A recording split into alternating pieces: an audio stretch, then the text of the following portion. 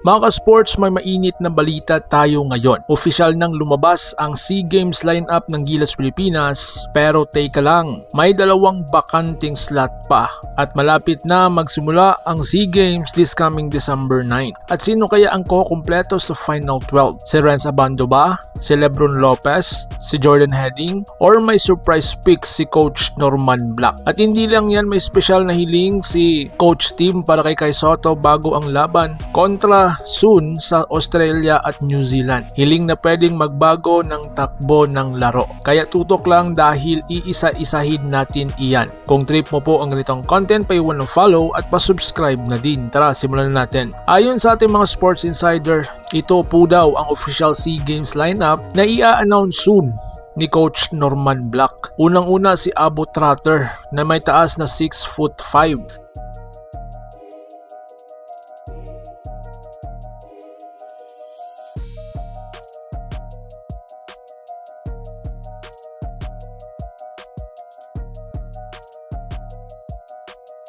Sumunod si Jamie Malonzo na may taas sa 6'6".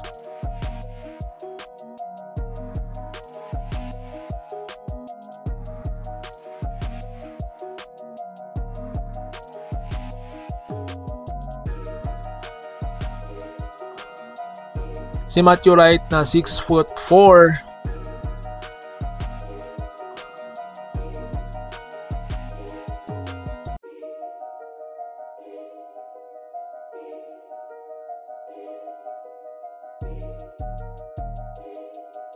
Si BJ Press 6'5".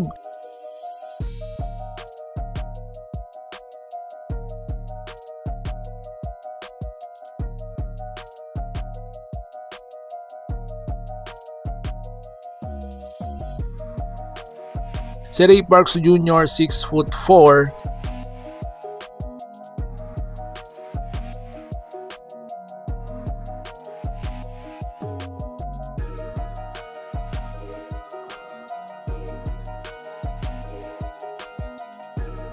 Si Bon Pisumal na may taas na 6'2".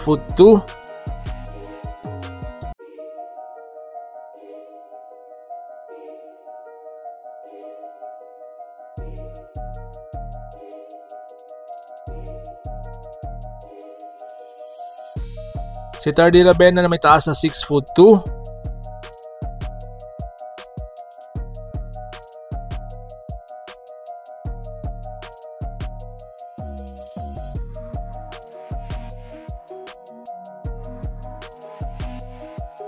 Si Robert Bolick na 6'1".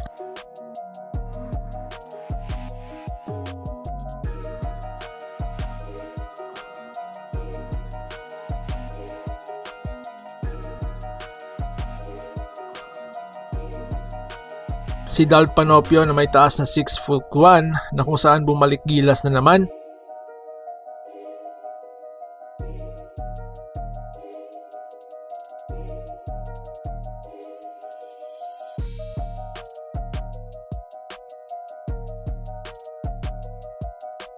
At si Cedric Malonzo na may taas na 6'5".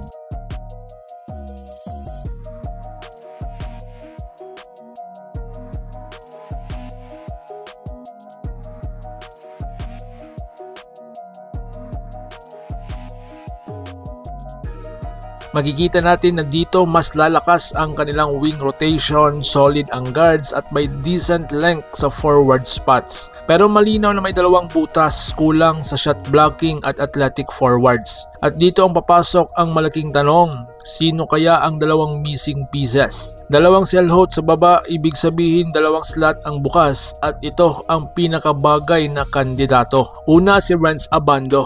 Kung athletic wing ang pag-uusapan, walang mas hihigit sa kanya. Dahil nga isa siyang above the rim finisher, elite defender, napakataas ng kanyang international experience sa Korean Basketball League at napaka-perfect pang press at pang fast break. Sa SEA Games, mas mabilis ang pace, siya po ang number 1 na i-fit. Candidate number 2 natin mga sports, si Lebron Lopez. Ito yung player na hinahanap-hanap ng Gilas ngayon dahil sa kanyang aggressive na rim protector sa wing na may taas na 6'6" at napakabilis, isang certified shot blocker kahit ang guard ang bantayan at isang hustle machine. Kung gusto ng Gilas ng young, athletic, energy guy, wala nang tatalo kay Lebron. At mga sports, mga other possible option ha, sa tingin ko baka kunin nila si Justin Baltazar na isang stretch 4, magaling sa spacing at napakataas ng IQ na player na ito. Next is si Jordan Heading kung mas kailangan nila ng outside shooting. O di kaya si CJ Cancino, isang 3-and-D stability. O di kaya si Carl Tamayo na may size plus outside shooting.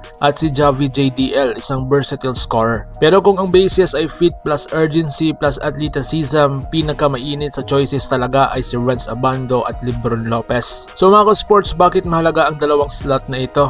Kapag SEA Games, hindi lang talent po ang kailangan. Mga sports, needed ang explosiveness at depensa ang tunay na panalo. Ang mga kalaban natin ay taga Southeast Asian teams na napakamabilis, mahilig sa drive at mahilig tumatakbo. Kaya kailangan ng Gilas na mag-equip ng mga players na athletic sa wings, shot blocker at reliable defender. Kaya Abando plus Lebron ang pinakakompleto sa combo. At sa iba pa nating updates, hiling ni Coach Tim para kay Kai Sotto. Ito ang pinaka-importante ngayong papalapit na ang laban kontra sa Australia at New Zealand. Si Coach Tim Con ay may specific na request kay Kai. Una, i-dominate ang defensive rebound. Ito po ang weakness ng Gilas at ang Australia New Zealand ay physical offensive rebounders. Gusto ni Coach Tim na si Kai ang magiging anchor sa ilalim. Pangalawa, ang pagiging shot blocking without fouling. Laging napapaaga ang fouls ni Kai. Ang hiling ni Coach Tim, huwag mag-foul sa unang 6 minutes. Malaking bagay yon para makontrol ang paint. Pangatlo, early rim runs. Kapag nauuna si Kai sa transition, unstoppable. Gusto ng coaching staff na maging mas agresibo siya sa pag-uunahan sa ilalim. Pangapat, use his passing more. Si Kai ay underrated passer. Gusto ni Coach Tim gumamit ng high-low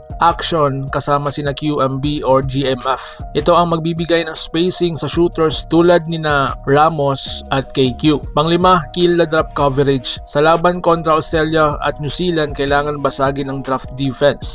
Kai's mid-range touch, hook shot at passing kaya magbukas ng buong offense. So na ngayon, ano ang pwedeng mangyari?